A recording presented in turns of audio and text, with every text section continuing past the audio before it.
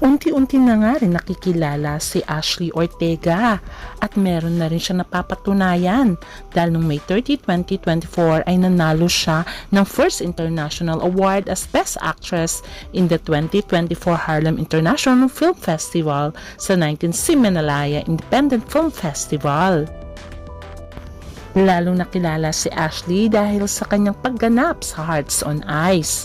Kaya lang, sino ngayon ang nagpapatibok sa puso niya? At balitang-balita na si Mavi Legaspi daw ang nagpapatibok sa puso ngayon ni Ashley. Ating alamin na buong katotohanan.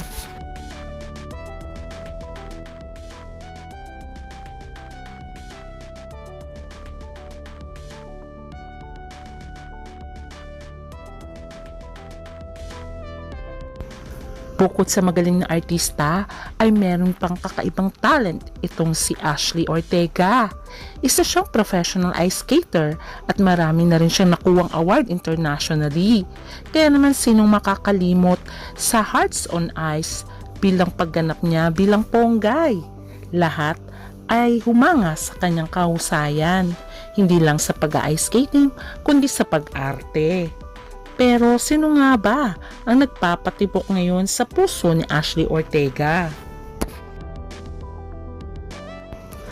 Alam niyo ba na ang first love at first boyfriend pala ni Ashley Ortega ay walang iba kundi si Juancho Trevino? Pero ngayon, si Juancho ay happily married na kay Joyce Spring. Ayon pa rin kay Ashley, kahit naman daw na nagkahiwalay na sila, ay nananatili pa rin naman silang magkaibigan at masaya siya para kay Juancho at sa kanyang pamilya. Naging boyfriend din ni Ashley ay walang iba kundi ang isang politician named Mark Alcala, kung saan ito ay mayor ng Lucena City.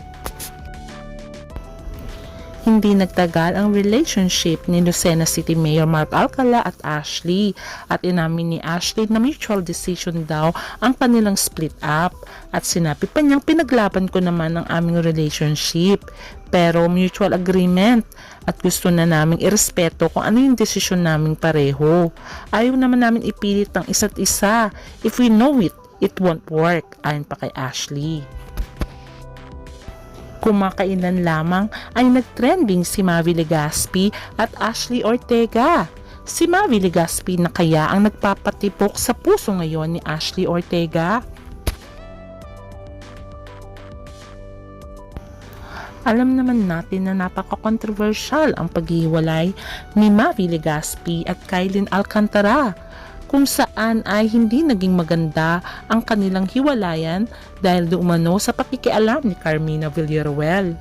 Hanggang sa tuluyan na ngang nag-end ang kanilang relationship. Ngayon ay may boyfriend na nga si Kylene Alcantara. Walang iba kundi ang napakagwapong si Kobe Paras.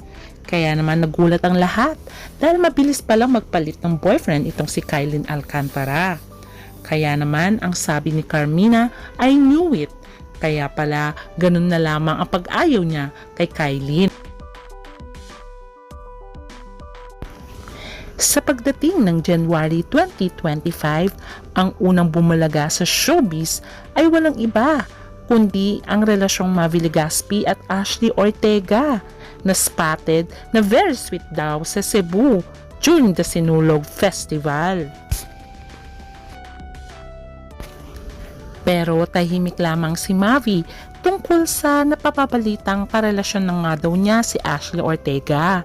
At ang sabi niya nga lang, noong nagsinulog ako, it just made me realize na life is great. It gave me another chance in life to stay happy, be happy, and know that ito talaga yung deserve ko. Ayon pa kay Mavi.